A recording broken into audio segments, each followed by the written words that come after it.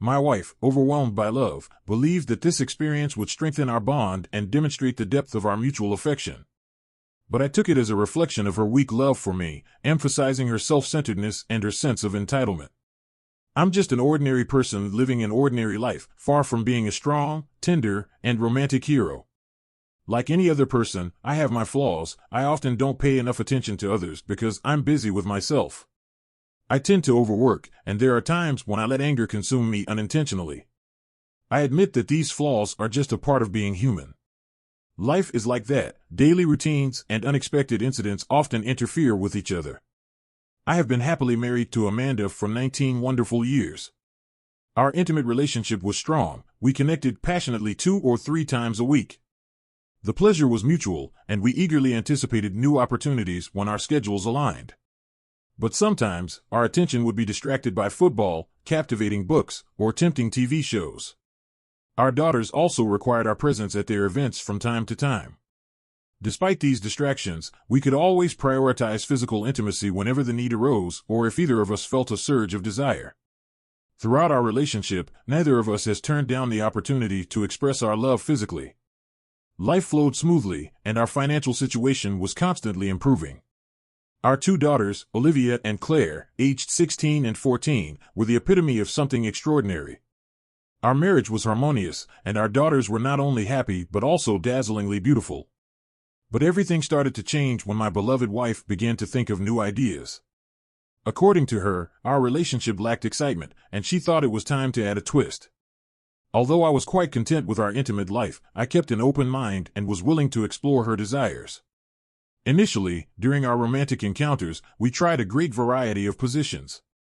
Being athletic and in good shape, I greatly enjoyed what was happening. It was fantastic, and I cherished every moment. The intimacy was amazing, and everything else was incomparable. But soon, everything changed when the idea of role-playing came up. I didn't know the origin, maybe Friends, women's magazines, or some mindless TV show. At first, it was fun, but then it became silly. I found it increasingly difficult to concentrate while being intimate with an attractive woman, let alone imagine that she was someone like Scarlett Johansson. As a result, I decided to stop playing role-playing games. Unexpectedly, this displeased my partner. One day, she asked how long it had been since our last date. I reminded her that the previous Friday, I had taken her to an Italian restaurant she had wanted to visit for a long time. We even went to the movies, and her mom kindly watched our kids that night. But she clarified that she was referring to whether I was going out with someone else. I was surprised by her insinuation and asked if she was accusing me of something. She quickly assured me that this wasn't the case at all and that her intentions were different. "Do you remember the name of the girl you dated before me?" she asked. "Yes, I remember," I replied. "Her name was Donna, and it was about 2 weeks before I met you. I think you remember her too. We had a big fight over that date. Have you ever missed her?" "What is this about?" I asked, unable to stop myself from laughing. "God, no," I exclaimed. I remember how terrible it was. Not the date itself, it went pretty well, but the whole dating process. The anxiety when you need to muster up the courage to ask someone out, the fear of rejection, and those initial awkward conversations. It was traumatic, to say the least, I explained. My curiosity got the better of me, and I asked, "Why are you talking about this, Amanda?" She hesitated for a moment before responding, "I was just wondering if you'd ever want to go on a date with someone else." Without hesitation, I reassured her, being married means not dating anyone else but your spouse. She left the topic, and for a month, we didn't discuss it further. It happened one Friday night, after we had just made love. It was a pleasant experience without role-playing or weirdness, just a passionate encounter between a husband and wife still enjoying each other. But she ruined the mood by talking about something. "I noticed the way Sarah looked at you tonight," she said. Sarah was a friend from Amanda's work, and we had known her for a long time. That same night, we had dinner with Sarah and another colleague named Angela, and then we went to the club. Sarah is an attractive woman, about 5 years younger than us. "She's flattering, but I only want to dance with you," I assured her. "Jealous?" "If you ask her to dance, that's fine, but I won't," I said, dismissing any possibility that I had anything to worry about. She then asked, "Would it bother you if I danced with another man?" Trying to calm the situation, I responded, I suppose your brother wouldn't mind, making a joke, but she didn't find it funny. I've never objected to you dancing with other men, as long as they're respectful and keep their hands in the right places. Was there someone at the event you'd like to dance with? I asked. No one approached me. I was just curious, she responded, not knowing where this conversation would lead. I started to worry. Sleeping seemed unlikely, so I decided to get out of bed. I went into the office and immersed myself in a video game when I noticed her standing in the doorway. She watched me for a while but avoided looking me in the eyes. Finally, she returned to bed. I waited until she fell asleep and then joined her. Everything remained calm over the next 2 months until we attended Angela's promotion party. There was an incredible band playing at the White Rhino. We were all sitting together in a large circular booth, and Amanda was in a deep conversation with Sarah. Suddenly, Amanda turned to me and asked, Corwin, wouldn't you be a gentleman and dance with Sarah? She wants to dance. I was stunned, remembering our conversation 2 months earlier. I found myself in an awkward situation. Although Sarah was a close friend of mine, I didn't want to dance with her. Thinking of our bodies pressed against each other didn't lead to anything good, but I struggled to find a graceful way out. Even though I enjoyed dancing, I lacked the skill. Sarah had an elegant, smooth body, and I worried about appearing clumsy. Finding no way out, I reluctantly stood up and said, I think they're playing our song. I extended my hand, and she stood up gracefully, her beautiful brown hips visible under a short blue dress. As soon as the song ended, the band switched to a slow melody. Why now? I thought. She nestled perfectly against me, as if that's how it should be. I felt her generous breasts pressing against my chest, and her thick black curls nearly covered my face. She exuded a pleasant fragrance, and when she looked at me, her large brown eyes seemed like sparkling wells, and her teeth shone white against her lovely face. I'm grateful you invited me to dance, she said. Amanda mentioned you like to dance, and I thought it would be great to dance together. I haven't danced in a long time, especially since I broke up with Bruce. I must say, you dance beautifully, but I must admit I have doubts about dancing with you. You see, I respect you and sympathize with you, but I love Amanda. You're the most wonderful person I know, and you're incredibly attractive, but this situation may not be the best choice for me, I said. She laughed and reassured me that I was safe with her and that she also felt sympathy for me. At the same time, she added that if I weren't married, she would have been delighted to be with me. Amanda is my closest friend, so let's enjoy this dance, okay? I hugged her even tighter as we finished the dance. When we returned to the table, Amanda was nowhere to be found. I scanned the room and spotted her distinctive black and white dress on the dance floor with a young man who looked Nordic. They were laughing, but his hands were inappropriately placed. She noticed me looking and waved with a smile. I was furious, incredibly furious. She pulled me away from Sarah while acting like this to avoid seeing her dance with this unpleasant man. I decided to leave. I put a few bills on the table and started making my way toward the exit. Sarah watched me until I was halfway to the door, then quickly ran after me. She caught up with me when I was halfway to the car. Corwin, please stop. Where are you going? What's going on? She asked, slightly out of breath. Realizing that we were being manipulated, I explained. Amanda talked about going out with other people and asked if I had thought about it. This situation was set up, she was testing the waters. By persuading me to dance with you, it gave her a great excuse to dance with the first Romeo she found. So what's your plan? What are you going to do? She asked. Are you really going to leave her here? Yes, that's exactly what I'm going to do, I replied. She grabbed my hand and pleaded, you can't leave me here. I came with you. Guilt overwhelmed me. I felt like a terrible person. I'm sorry, Sarah. I wasn't thinking clearly, I apologized. It's okay, Corwin. I don't like being manipulated any more than you do, she reassured me. Take me to your house so I can pick up my car. As we approached our destination, my phone suddenly rang. I ignored it, much to Sarah's annoyance, who shot me a disapproving look. Suddenly, her phone rang, and she quickly answered the call. We're almost at your house, she informed the caller. She glanced at me and softly mentioned Amanda's name. I intervened quickly, reminding her that it wasn't my idea to leave with her. My journey was already coming to an end, and I didn't want to stay in this predicament. Sarah continued the conversation, vehemently denying any involvement in what Amanda was trying to involve her in. Concluding the conversation, Sarah informed me that Amanda wanted us to come back to pick her up. Frustrated, I expressed my wish to have a wife who didn't engage in mind games. I couldn't understand where all this nonsense was coming from. Sarah said, "It's from a colleague named Mercy." It turns out Mercy constantly talks about her so-called open marriage with Herb, claiming it improved their intimate life and strengthened their relationship. But in reality, they don't communicate much, and instead, they focus on trying to seduce their friends. To make things worse, Herb has been making unwanted advances toward me the entire time I've known them, that bastard. For the past 2 years, I've constantly heard Mercy's nonsense filling Amanda's ears with all this. I was stunned by Amanda's gullibility. I never thought she would buy into it. It seems like she's trying to manipulate us, Corwin. She knows perfectly well how I feel about you and how attracted I am to you. I was speechless and felt a lump in my throat. Thank you for understanding, Sarah. This situation is incredibly awkward. Don't get me wrong, I find you incredibly attractive, but I'm a loyal partner. I also don't like sharing what belongs to me. I apologize for dragging you into all this, I said with remorse. Why do you have to apologize? You have nothing to do with this. I had the chance to dance with the man I've always dreamed of, and I don't regret it. Corwin, please keep me informed of how things are going, she assured me. I promised I would, and she drove off in her car. I entered the house and thought for a moment, then gathered my things from the master bedroom and took them to the guest room bathroom. I took out my work tools and placed them in the same spot. I locked the door and went to bed.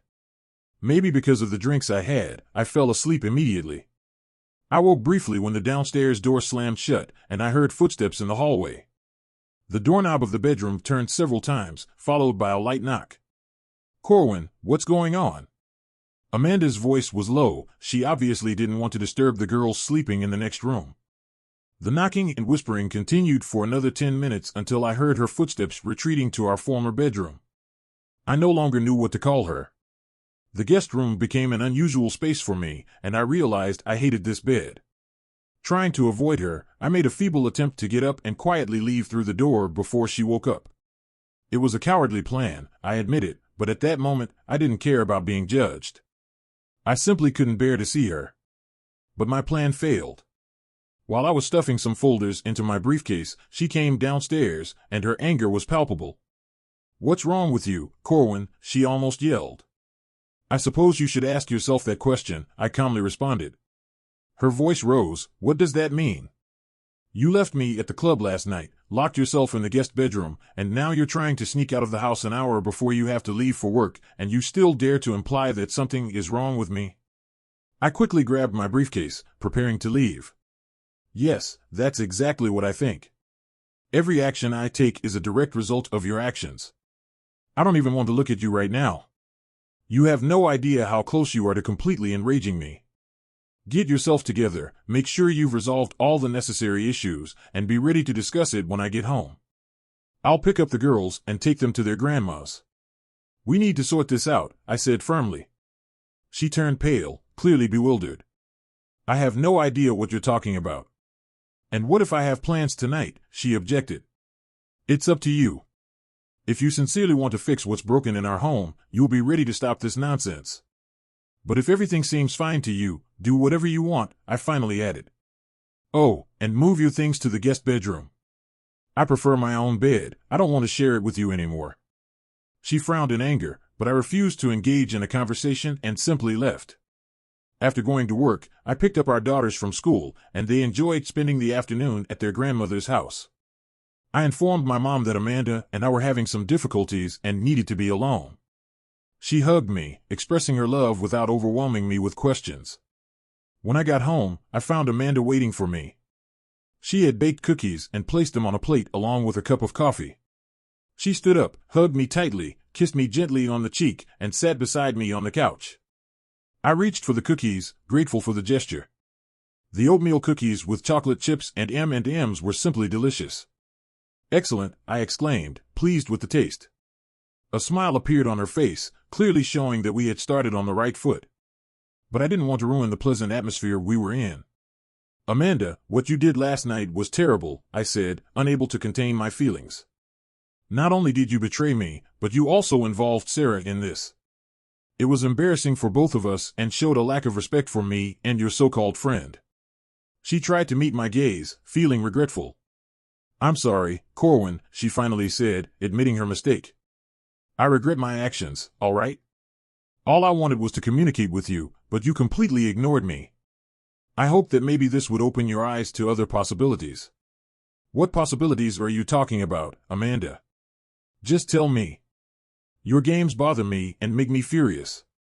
She paused for a moment and then abruptly confessed, I was considering the idea of us both exploring. There are several problems with that, Amanda. First of all, we're married, which creates certain complications.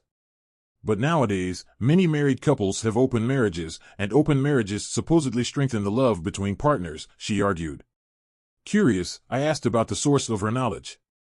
Everyone knows this, she responded confidently, claiming that her colleagues often discuss this topic. I asked if these colleagues were married, and she mentioned one person in particular, Mercy. She claimed that Mercy and Herb are in an open marriage, which they say has significantly improved their relationship. Doubting her words, I questioned the truthfulness of this claim. How can you be sure she's telling the truth? I objected. Have you done any research? I suggested looking up information online. Google knows everything, I said. Intrigued but slightly unsettled, she agreed and joined me as I turned on my laptop. Opening the browser, I typed in the query, how common are open marriages? I was curious about what we would discover, so I clicked on the first link. According to the survey results we read, it turned out that less than 1% of Americans are in open marriages. We looked at a few more links, but the result remained the same, less than 1%. She seemed to expect a different result but pointed out that even so, it's still a significant number of people, estimated at around 3 million. I disagreed, noting that it was unlikely that children were involved in any form of marriage, open or not. To explore another aspect, I suggested searching for the number of Americans who expect loyalty from their partners. When we clicked on the link, we found that the figure was over 95%. What do you think this means? I asked. She replied that most people might not have an impartial view of things. She admitted that she expected more people to adopt an alternative lifestyle given how frequently it's discussed. I was intrigued and offered to find out the divorce rate among open marriages. Though she seemed hesitant, I was determined to find out, so I typed in the query, what is the divorce rate among open marriages? Surprisingly, studies have shown that approximately 92% of open marriages end in divorce within 5 years. Let's put this into perspective, I said. Less than 1% of the U.S. population is in open marriages. That means out of 1 million people, less than 10,000 are in such relationships. Applying the 92% divorce rate, we can conclude that only around 800 of these 10,000 open marriages last more than 5 years. In other words, out of 1 million people, only 800 managed to maintain a successful open marriage. Amanda, let's analyze the situation together. If 92% of open marriages fail, then how many successful open marriages are there? What are the chances that ours would be one of the successful ones? She spoke in a low voice, very few, she admitted. Let's be honest, Amanda. The statistics on the screen show that 100% of marriages in which one person is coerced into this fail. Unfortunately, our marriage falls into this category because I have no intention of voluntarily participating in this. Can you imagine the resentment I would feel? The rivalry, jealousy, self-doubt, betrayal, and insecurity would undoubtedly affect our relationship if I accepted this. The only reason I would consider enduring such pain would be if I desperately wanted to keep you, but I'm not that desperate. Other women find me attractive, one even showed interest in me last night. If I were a pathetic loser who couldn't find a partner or a sick man who liked watching his wife with other men, maybe I'd be interested in playing your game. But I'm not that kind of person, Amanda. I'd rather you end my life than break my heart. She said weakly, I doubt you should trust everything found on the internet. I agreed and said, you're probably right.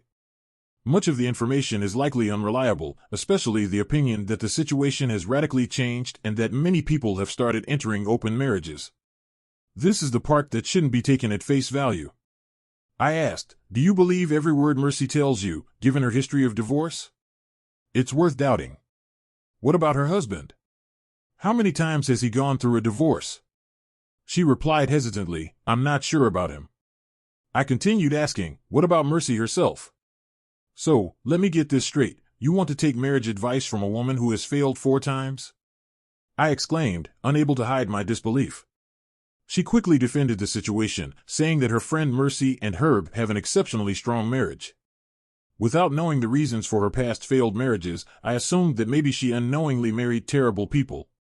Or perhaps the problem was with her. My disappointment grew as this conversation became increasingly unpleasant. Determined to investigate further, I insisted on discovering the source of all this gossip. She said that Mercy often discussed these topics. I discovered that Mercy and Herb rarely communicate and instead focus on intimate relationships with their friends.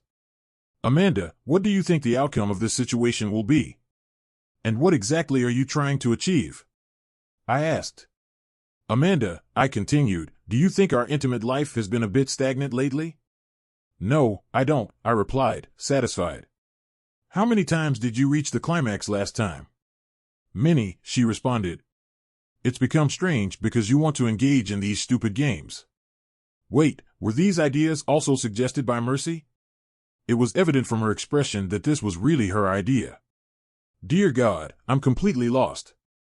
It's incredibly hard for me to believe that our marriage is built on a solid foundation and that this can be a positive and exciting experience for both of us, Amanda said, discouraged. Mercy even invited us to share their meetings, finding it incredibly exciting. Have you ever fantasized about me having an intimate relationship with another man and then coming home and making passionate love with you? This is a common fantasy among many men, ranking high on the list. But for me, this isn't a fantasy, it's more like a terrifying nightmare. How can you be sure that many men have exactly this fantasy? Don't you want to look it up on Google? I can't imagine who would be interested in such disturbing things. Just thinking about it makes me feel incredibly uncomfortable. But go ahead, do whatever you want. If you engage in any of these activities, our relationship will end. Amanda seemed stunned. What do you mean by it's over between us? Are you implying that you're going to divorce me? Is that all our marriage means to you? I thought you loved me more.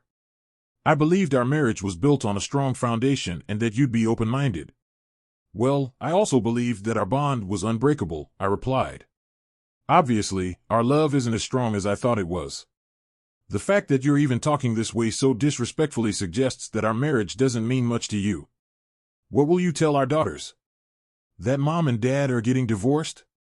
Will you explain the real reason for this? Amanda insisted, we're not getting divorced. If we get divorced, it would only be because their father doesn't love me enough to admit that I'm capable of loving him while allowing him to have other relationships. Think again, I responded. They will be told that their mother doesn't love their father enough to keep her marriage vows, that she doesn't love them enough to provide them with a happy and loving home. Their mother wants to be promiscuous and can't take care of anyone else. We were both filled with rage, and she finally slammed the door. I want this, she said. It's inevitable, Corwin. You can accept it, join me on this journey, or you can stay home and sulk like a child. That's where you're wrong, Amanda. We won't survive this. As soon as you betray our trust with some insignificant person, our relationship will end. I won't stay home. I'll consult with a lawyer. I have several options I want to offer you. First, we can opt for divorce. In this case, I'll consult a lawyer tomorrow and start the divorce process as soon as possible. Alternatively, you can schedule an appointment with a therapist tomorrow to figure out the reasons for your inappropriate behavior. After that, we could schedule another meeting with a marriage counselor to try to solve the situation. I'm ready to participate in the sessions and work with you, although I must admit I'm not very optimistic about the outcome. Amanda, this situation has been growing, especially since you started considering these unusual ideas. I think Mercy is simply deceiving you, and unfortunately, you've fallen into her trap. You seem to believe that positive things will happen, but in fact, the only result will be the suffering of everyone you claim to love, the girls, me, and even yourself. We will all suffer because you've built this unrealistic concept in your mind. Don't make mistakes. I won't stand by and be indifferent to this situation. And what are you going to do now? She sneered, claiming that I had no control over her. She thought she could do whatever she wanted and that I would never divorce her because I had too much at stake. I'll get custody of the girls and the house, and you'll be required to pay child support and maintain the kids. Please think about the consequences, Corwin. Don't make stupid decisions. I love you and will never leave you. This could be an exciting experience for both of us.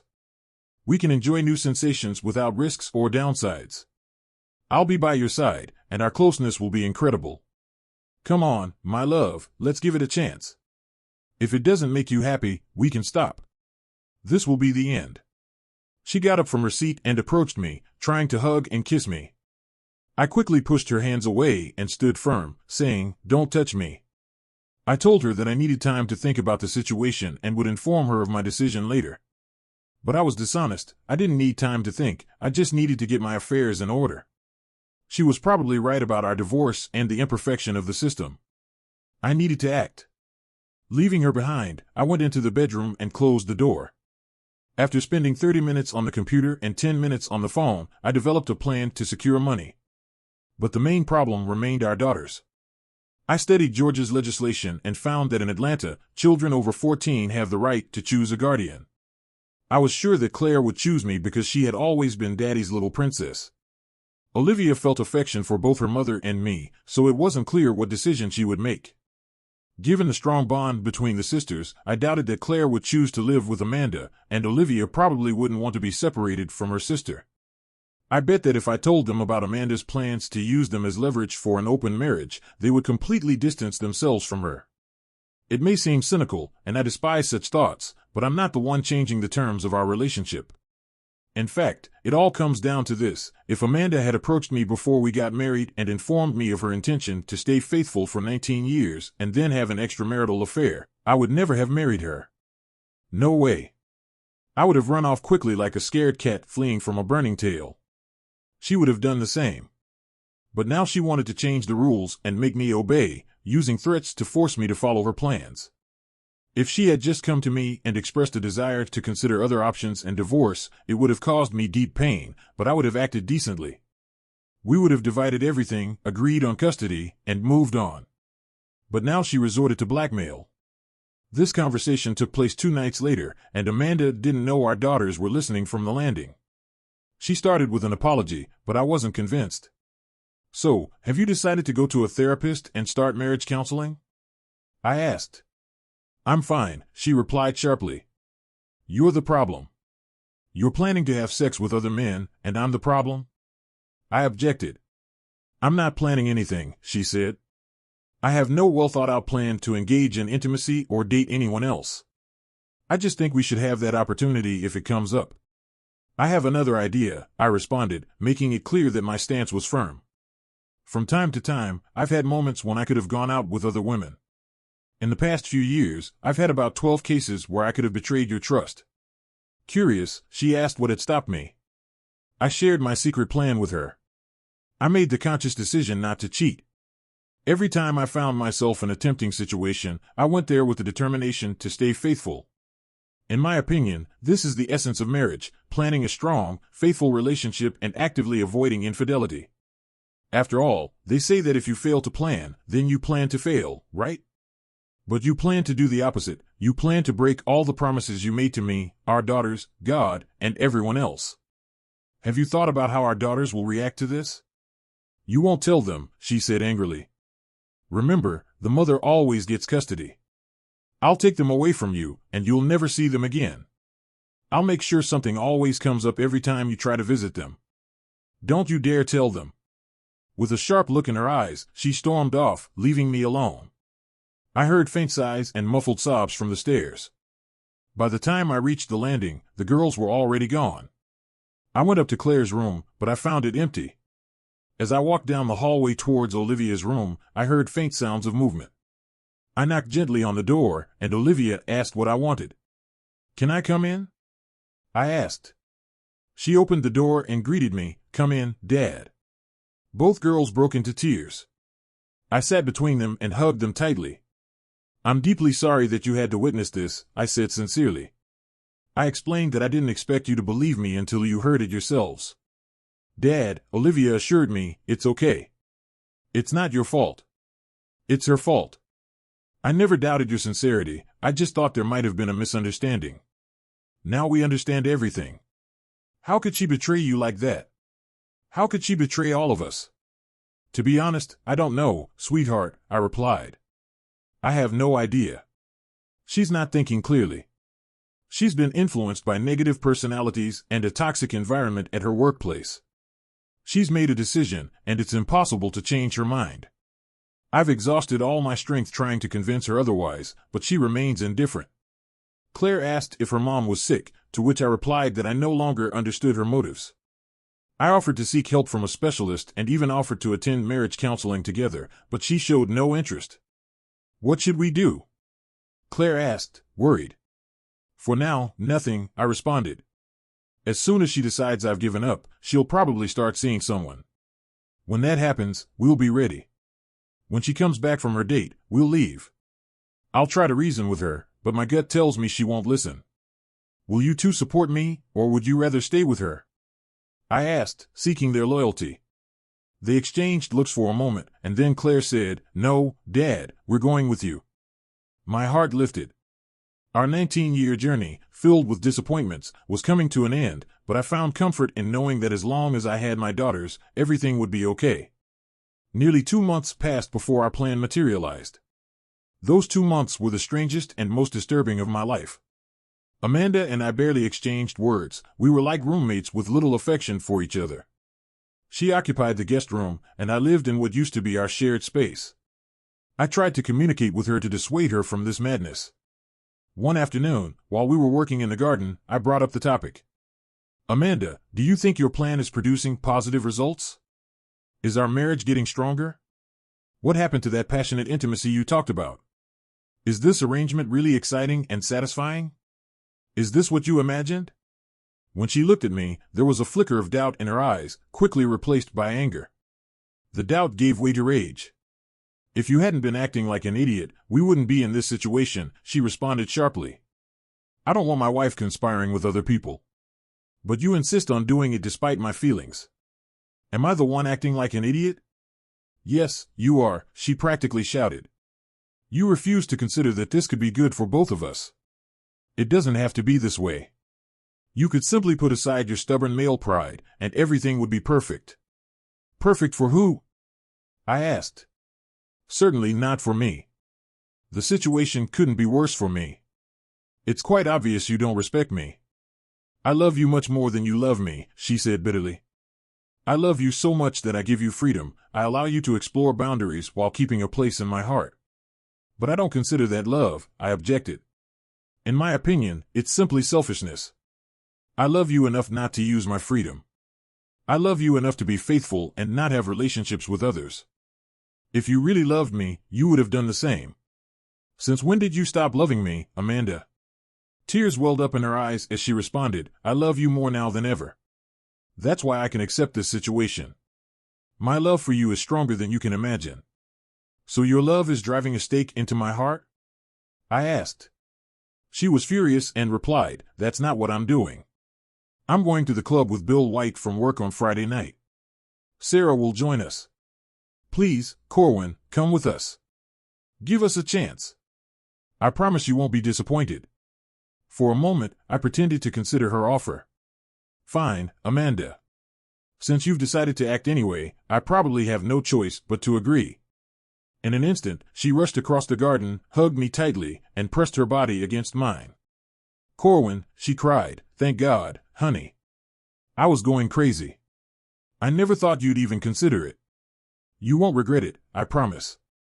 Even though I already felt regret, the situation was becoming unbearable. I wondered if Sarah could help me, so I decided to tell her about it. To my surprise, she was furious. She had no idea about Amanda's plan to go to the club, nor that Bill would be there, and she certainly didn't expect me to show up. This is terrible, she exclaimed when I told her. I'm going to call her right now. I won't participate in this. Then I asked her a question. Do you trust me? In response, she was indignant. What the hell does that mean? I trusted your lying wife too. Calm down, Sarah, I urged. I need your support. I know you're upset, but I really need your help. The turning point has come. I've decided to leave Amanda, and we'll start the divorce process as soon as possible. I've already prepared for this step, but I need your help. I plan to act like I'm on board with the situation, and I need you to do the same. I heard her take a deep breath on the other end of the phone. What are you plotting? She asked. I'm going to pretend that I'm completely on board with this. I'm asking you to come home with me. All you have to do is pretend that you want to do this yourself. She laughed in response. How can I be sure this isn't some sinister plan to trap me in your house? I chuckled. You're right, it is a plan, I admitted. I need you to take the kids to my new place while I gather our things from our current home.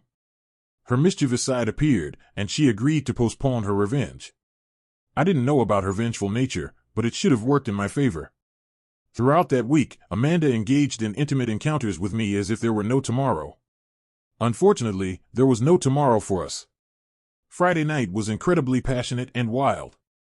She tried to do it again Friday morning before I went to work. Are you absolutely sure about this, Amanda? I asked hesitantly. There's still time to cancel everything. No, she said. This week has been incredible when it was just the two of us. Amanda sighed and responded, Corwin, we've already talked about this. If you don't like it, we can discuss it later, but I've made my decision, and I'm not going to change it. She smiled warmly at me. Yes, Corwin, this week has been amazing. I've enjoyed every moment of it, and I love you. Tonight will surpass everything we've been through so far, you'll see. She insisted, overwhelmed with delight. Thank you for joining me on this adventure. I promise you, Corwin, you'll be thrilled. With that, she danced elegantly out of the bedroom. I laughed to myself. Did she think I would enjoy this? I thought skeptically. Let's get this day over with. When Sarah arrived in front of the house on Friday night, she looked absolutely stunning. Amanda was cute and petite with a young face, but Sarah was entirely different. She was tall and had that elusive, full figure everyone had heard of but rarely seen. Amanda, on the other hand, didn't have those curves. Confidently, she wore a short, tight red dress adorned with sequins, looking simply gorgeous. As for me, I wore a matching jacket with black pants and a ribbed t-shirt peeking underneath. When Sarah greeted me inside, she studied my appearance carefully and smiled wryly. So, you're trying to play me? She said slyly. Well, yes, I replied, but not today. Our meeting is purely professional. You'll have to wait a long time for such an intimate relationship. I have something on that I think you'll like, she said, showing her disappointment. Show me. I pulled her towards me, my hands at the hem of her dress, and slowly began lifting it, revealing her long, stunning legs. She whispered urgently, Stop. Amanda could come in at any moment. I smiled and replied, Exactly. We want her to believe I'm playing her game. Despite her attempts to resist, I persistently lifted the dress higher, tracing the contours of her supple back. She laughed nervously, but I was determined. Just when the most beautiful sight I had ever witnessed appeared before my eyes, and I was about to touch her gently, Amanda walked into the room. Shocked, she let out a shriek and quickly pulled the dress down. Amanda just smiled and commented, You two started early, I see. Save some for me after we dance, and then find a room. Smiling, I responded, I already have a room. Amanda playfully suggested, Maybe this time, you and Bill should take a room. She grabbed her clutch, and we left the room together. Bill joined us at the club, clearly surprised by how the night had started. I shook his hand firmly. I had been lifting weights for many years, and it really strengthens my grip, especially when lifting without straps. I noticed he was beginning to give in, his knees were shaking, and my grip was loosening. I could feel his urge to whimper and rub his sore arm, but his macho facade wouldn't let him. He was one of those handsome men, you know? Have you ever noticed that when men approach what some women consider a perfect appearance, the likelihood of them being hairdressers or flight attendants increases? But his hand was too firm to argue. You know Ron Howard? I asked, to which he responded, surprised, Yes, but how did you know? With a casual shrug, I confessed, I've been a flight attendant. As we both watched her, perhaps I had revealed too many of my personal theories to her. Let's find a booth, he snapped and hurried away, with Mr. Bill following him. He couldn't help but laugh, tears streaming down his face. I quickly took Sarah's hand, and we followed, trying to recover. You're a cruel man, Corwin, Sarah gasped between fits of laughter. Yes, it was a good night, I replied, encouraging her to act as if she were seducing me. She played this role convincingly, and by the time we reached the booth, I was already half tempted, hypnotized by the sensual sway of her fantastic hips. By the second time we danced together, I was completely captivated, as if she would do anything but take me right there on the dance floor. When we returned, Amanda was busy with Mr. Bill. "Are you ready for the main event?" I asked Sarah. When she looked at me with inviting eyes, I realized this wasn't just a game for her. I couldn't resist the temptation to kiss her. She exceeded all my expectations and more. Suddenly, I heard a noise. Amanda and Mr. Bill were returning to the booth. Panic set in. "Oh no!" I exclaimed, trying to imitate the best I could the voice from Saturday Night Live. "Look who's back!" Sarah and Amanda caught the reference, but Mr. Bill was left in the dark. "Don't do anything cruel," I begged Sarah. She laughed, but Amanda's expression turned defensive, wiping the smile from her face. "Sarah and I are leaving," I announced. "Have fun, you two." Amanda accompanied us to the door, worry written all over her face. "Are you sure you're okay, Corwin?" "What's going on?" she asked. "You were pretty rude in there." I shook my head. "No, Amanda, I'm not okay. It's not too late for you. You had your fun. Just leave with me right now. Let's go home and try to fix this. If you stay, it'll be a compromise." "No, Corwin," she said, shaking her head. "It's going to be an incredible experience for us. Just go and have fun with Sarah. It's going to be amazing, I promise. But please, try to be more considerate, okay?" I laughed ironically. "Yes, but you're really not interested in me, dear. We both know you're craving Mr. Bill's attention. Good luck with that. We're done." She reached out to take my hand, pleading, "Corwin, trust me. Everything's going to be fine. Sarah likes you a lot. You can tell me everything when you get home. Are you planning to spend the night with him?" I asked, trying to hide my bitterness. She hesitated for a moment. "Well, I think so. I thought about coming back around midnight, and then we could have some fun, spice things up." I sighed, irritated. "Oh yes, I almost forgot our plans entirely. Well, I'll see you when you get back. If Sarah and I aren't still busy. Please, try to be discreet." She looked at me with disapproval and then kissed me on the lips. I hoped she liked it because it was our last kiss. I walked out and got into the car, feeling a mix of emotions. Sarah was standing and waiting. "Are you sure about this, Corwin?" "What's going on?" she asked cautiously. "You've been married for so long." I sighed deeply. "Yes, I'm sure," I responded, feeling a mix of exhaustion and determination. "I know you expected me to be more upset, but after a while, the pain just wears you out. I've been upset for too long. I'm simply exhausted." She looked at me, clearly surprised by my response. "But Corwin, this is a serious decision," she said, her face showing concern. "Are you really ready to move on?" I nodded, feeling a sense of completeness wash over me. I've shed countless tears, and it's time to stop. I've reached the point where I no longer have the strength to be upset. It's time to start anew. With that, we headed to the car, ready to pick up my daughters. When we arrived at the house, we noticed that the truck was already loaded with our belongings. The girls were diligently packing their clothes into large plastic boxes, preparing for the move. We didn't have much furniture, just the essentials: a bed from our old bedroom, the girls' beds, their TVs, favorite electronics, and a recently replaced big screen. As soon as the girls finished packing, Sarah put them in her car and drove to our new house. It was quite far from our old home, but still within the same school district. As I said goodbye to them, I looked around the empty house for a moment, filled with memories and emotions. It was time to close this chapter and start a new one. The place felt deserted and quiet, with the remnants of the last 19 years still lingering. Sighing, I took off my wedding ring and placed it along with my cell phone on the empty kitchen table. The girls' phones were already there, which meant it was time to go. Melancholy washed over me, and a sense of resignation settled in my soul. After a few light-hearted jabs at Amanda and Mr. Bill, I left with a bang, abandoning a relationship that had been surprisingly good for nearly 2 decades. Well, everything happens in life. I locked the house, loaded the tools from the garage into the back of my truck, and left. The girls were delighted with our new house. It had a pool in the backyard, and they were eager to try it out the next day.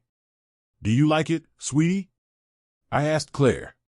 She responded with a cheerful but unfamiliar phrase that sounded positive. Sarah was also there, still radiating her captivating charm, but even if she were Jennifer Lawrence in person, I was simply exhausted. Not that I would have chosen Jennifer Lawrence over Sarah, but you know what I mean. I think she sensed my weariness. She gave me a bright smile, a quick kiss on the cheek, and disappeared, leaving only a faint trace of perfume as a reminder of her presence. That night, surprisingly, I managed to fall asleep, though not very deeply. The next morning, I got out of bed and made coffee. Soon the girls joined me, and we had breakfast with Danish pastries and chocolate milk. They amused themselves with cartoons on the TV until noon, then transformed into two energetic bundles of joy, dressed in bright swimsuits and splashing in the pool. As I lounged in my chair, my thoughts wandered to Amanda. I imagined her in a panic, desperately trying to contact someone who could shed light on our whereabouts. I knew it wouldn't be easy for her to find us. After selling my business and securing a significant financial gain, I had no job obligations. The girls were on summer break, so we didn't plan to go anywhere except for the occasional trip to the grocery store, which we reached on foot or by bus. The car sat silently in the garage, untouched by anyone. I was sure Amanda had involved the police in the search, but they wouldn't look for the car. We anticipated the challenges ahead because her only means of communication with us were electronic channels. Our inboxes were flooded with her messages. Every time the girls logged into social media, she sent them emails, tweets, and Instagram posts. Although we read them, we preferred not to respond. We wanted her to find us on her own. Deep down, I knew she would eventually, but she had to work and pay the bills. Meanwhile, I made no payments, and if she didn't act quickly, she'd fall behind. Considering that we had significant equity in the house, I was sure she wouldn't want to lose it. About 3 weeks later, when I was at the grocery store, a private investigator approached me. "Mr. Decker," he said, "you want to know how I know who you are?" I asked curiously. To my surprise, he replied, "Your wife hired me to find you. I intend to inform her of your whereabouts. Should I call her?" I warned in response, "If I see you here, I'll charge you with harassment." I refused to make that call, but it turned out it wasn't necessary. The police intervened when Amanda falsely accused me of kidnapping the girls. They offered to take me to the station to resolve the situation, but when I refused, they arrested me and took me downtown. The girls were placed in a separate car, and when we arrived at the station, we were met by Amanda. Despite her attempts to hug the girls, they showed no interest and pushed her away. Finally, a woman appeared who took the girls and Amanda to another room, and I was taken to a separate room for questioning. The police seemed highly suspicious of me and began to interrogate me aggressively. But I quickly identified myself, informed them that I intended to remain silent, and requested a lawyer. This forced them to stop the interrogation, admitting that I needed a lawyer. They handed me the phone, and I called John Trimble, who arrived at the station 45 minutes later. We had anticipated this situation, and it took about 3 hours to resolve everything. The girls confirmed that they were with me voluntarily, and there were no questions about any kidnapping since they didn't want to communicate with their mother. From that moment on, John took control of the situation, emphasizing that there was no judicial decision on custody. According to Georgia law, both parents are considered equal applicants for custody, and children who are 14 years old have the right to choose which parent they want to live with. As a result, they had no choice but to let us go. We left together, with Amanda walking behind us, desperately begging the girls to talk to her. In the end, we got into Sarah's car and drove away, leaving Amanda alone in the parking lot. Amanda was overwhelmed with emotion, tears streaming down her face, looking disheveled and full of sadness. She knelt in front of me, pleading desperately. "Please, I beg you," she implored, remembering my previous requests. "I specifically asked you not to cheat on me with Mr. Bill, but you didn't listen to me. So why should I listen to you now?" I could see the pain in her eyes as she cried, begging me not to treat her this way. "I'm sorry, all right? Let's find a quiet place to talk and work things out." Finally, I gave in. "Fine, let's talk," I agreed, wanting to find some common ground. "Where would you like to go?" Desperate, she suggested going home where no one could witness her vulnerability. Reluctantly, I offered my place as an alternative. "I don't want to go to your house," I said firmly. She groaned bitterly in response, but finally nodded humbly. "All right, Corwin, whatever you want," she said, her voice full of defeat. But remember, this is still your home too. I decided not to argue with her about it, knowing it would only increase the tension between us. She asked us to go together, but I refused, not wanting to be in the same car with her. Instead, I called a taxi, and she followed me until we arrived at the house. I knew the girls were with Sarah and would be spending the night there. They had grown up with her and formed a close bond. When Amanda entered the house, I offered her a comforting cup of coffee, hoping to ease the tension that filled the air. We settled at the counter, and an uncomfortable silence lingered between us. It had been a long time since silence had felt this awkward between us, but today was different. "What do you want, Corwin?" She finally broke the silence with a tone of disappointment in her voice. I couldn't help but doubt her assumption. "Did I ever say I wanted something?" I asked, genuinely embarrassed. She sighed, her tone filled with desperation. "I mean, what do you expect from me? What can I do to get you to come home?" There was desperation in her words as she added, "What do you want so I can see our girls?" I felt the need to clarify. "Look, I can't control whether you see the girls or not. That's their decision," I snapped back accusatorily. "Sure, you told them something. You said something. I know you said nasty things about me," she insisted. "They didn't hear it from me," I said. Amanda looked down, clearly aware of her standing in her daughter's eyes. "What do you need?" she repeated in a cautious tone. I couldn't help but find irony in this. "You know what's funny?" I asked with a sarcastic smile. "The funny thing is, I didn't say a single word about you. All I told them is that I'm leaving you, and they have to decide who they want to live with." Confusion reflected on her face as she asked, "What do you mean?" I didn't say a word. "Remember that night in the living room when you threatened me?" I asked. It was obvious she remembered. They were sitting on the stairs. "They heard every word you said." She turned pale, and tears ran down her face. "I didn't want this," she sobbed. I just, she couldn't find the words to continue. "Well, they think you did," I said. "In fact, I think so too. I believe the majority wins. What can I do?" Her plea was filled with desperation. My plea wasn't any less desperate than theirs, I responded. "I have no idea, and I don't care. You ruined everything, so fix it. How can I make it up to you?" "What do you want?" she asked. "Well, you can file for divorce," I suggested. "I don't want a divorce, I just want you to come home," she pleaded. "I am home," I told her. "I just don't live with you." "I'm so sorry, Corwin. It was all a big mistake," she admitted. "I shouldn't have forced you into this. You didn't want this, and I should have accepted it. Now I accept it. Can you find the strength in your heart to forgive me? Maybe we could go to a marriage counselor together.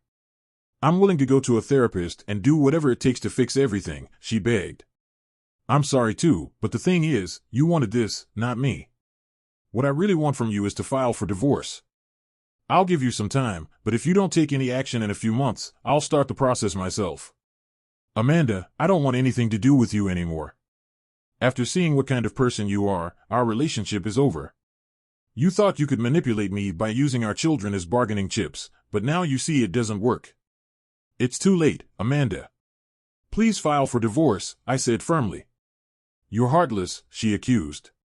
"You took all our money, sold our business, and only $50,000 remains in our bank accounts. Half of that money is rightfully mine. I didn't touch your money, I defended myself. I sold the business quickly, incurring significant losses. I only took what I earned. And you know what? Now I have nothing left."